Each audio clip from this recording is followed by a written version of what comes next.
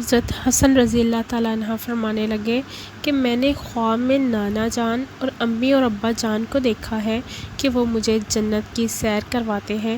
میں نے نانا جان سے عرض کیا، آپ میرے حالات سے باخبر ہیں؟ بسم اللہ الرحمن الرحیم۔ جس وقت بلایا گیا طبیب کو تو طبیب نے کہا یہ تو زہر ہے اور زہر جان بوجھ کر لگایا گیا ہے۔ بہرحال امام کو شفا بھی ہوئی اور مدینہ آئے۔ اب کی مرتبہ جو تیسری بار زہر دیا گیا وہ ہیرے کو پیس کر امام حسن رضی اللہ کے مشکیزے کے اندر ڈال دیا گیا۔ امام حسن رضی اللہ تعالیٰ عنہ 27 صفر کی رات سوئے ہوئے تھے۔ اچانک نیند سے بیدار ہوئے۔ حضرت زینب رضی اللہ عبادت میں مصروف تھی۔ آپ نے نیند سے بیدار ہو کر حضرت زینب کو آواز دی اور حضرت زینب امام کی طرف متوجہ ہوئیں۔ حضرت فرمانے لگے کہ میں نے خواب میں نانا جان اور امی اور ابا جان کو دیکھا ہے کہ وہ مجھے جنت کی سیر کرواتے ہیں۔ میں نے نانا جان سے عرض کیا، کیا آپ میرے حالات سے باخبر ہیں؟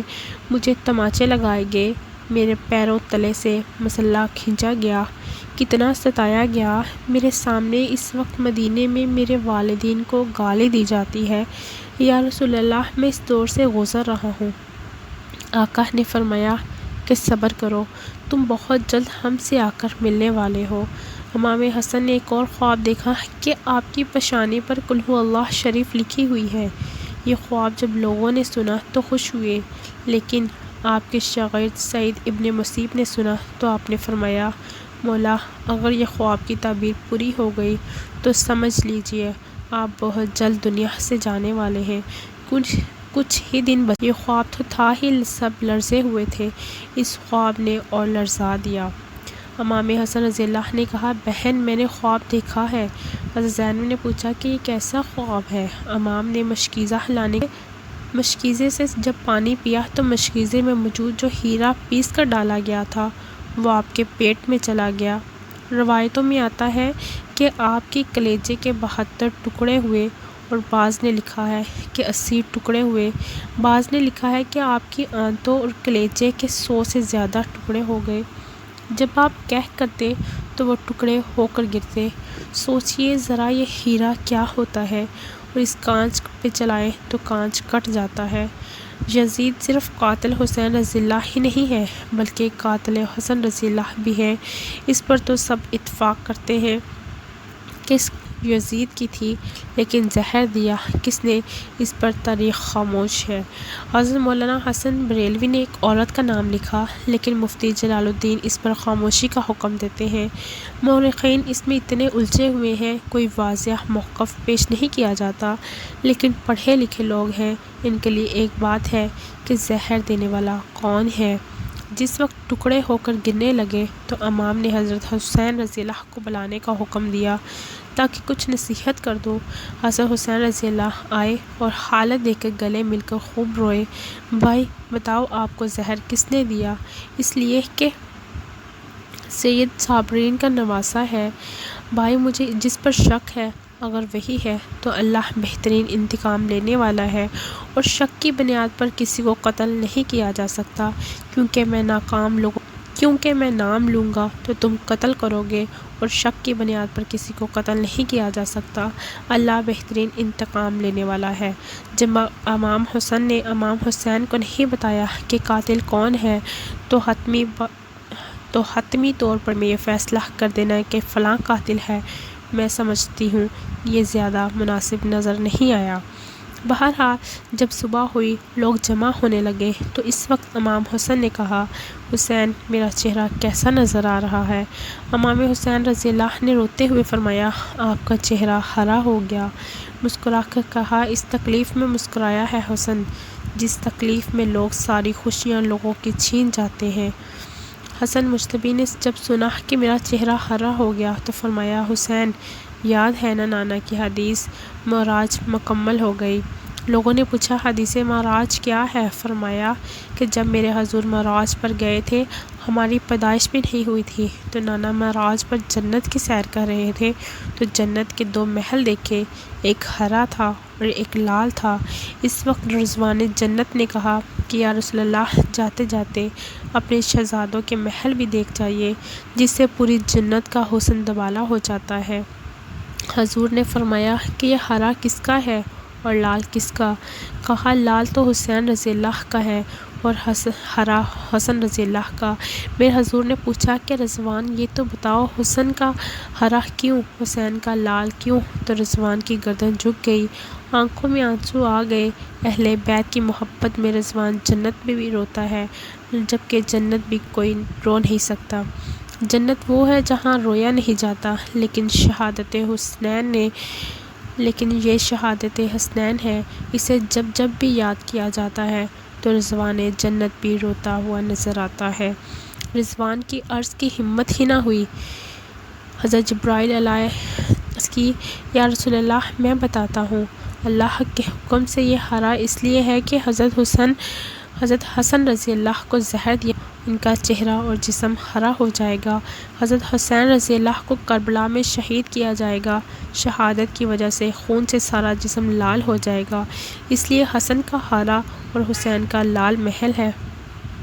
دیکھا حضور کی یہ حدیث معراج پوری ہو رہی ہے۔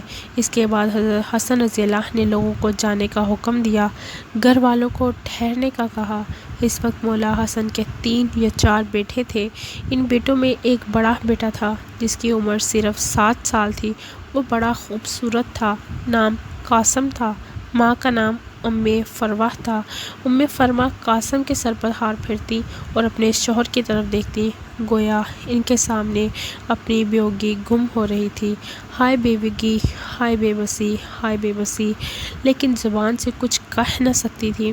جب سب لوگ چلے گئے، حتیٰ کہ کوئی نہ بچا، تو حضرت حسن نے اپنے بازو پر بندھے تعویذ کو کھولنے کا حکم فروہ کو دیا۔ تعویذ کھولا اور کھول کر حسن نے کہا کہ میرے بیٹے قاسم کو میرے پاس لاؤ۔ اپنے ہاتھوں سے وہ تعویذ بیٹے کے بازو پر باندھ دیا اور فرمایا، بیٹا ایک وقت آئے گا جب تو شدید مصیبت میں گرفتار ہو جائے گا، اس وقت یہ تعویذ کھول کر دیکھ لینا۔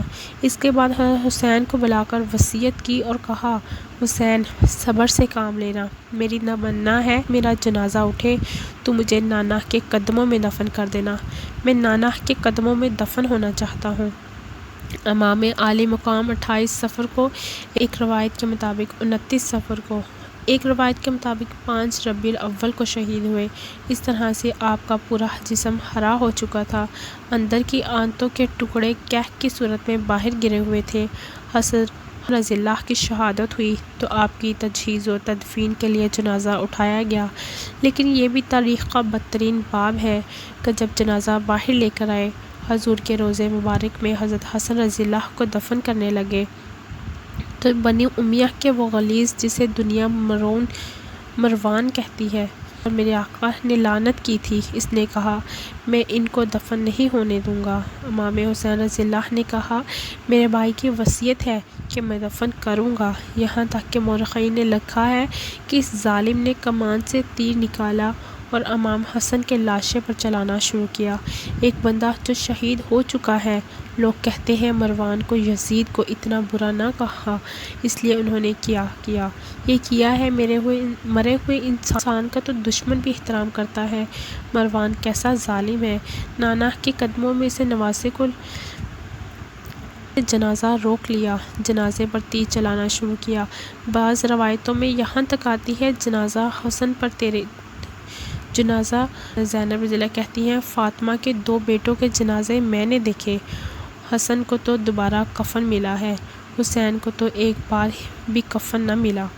لوگوں نے کہا کہ حسن کو دوبارہ کفن کیسے ملا؟ کہا کہ جب مروان نے حسن کے لاشے پر تیر چلائے تو وہ تیر لگا تو وہ حسن کے کفن سے خون کی پھواریں نکل پڑیں، تو اس وقت لوگوں نے کہا کہ ایک کفن پر اب دوسرا کفن پھر لپیٹ دو تاکہ حسن کو رنگین کفن میں لے کر نہ جائیں، بلکہ ایک کفن اور دے دیا جائے گا۔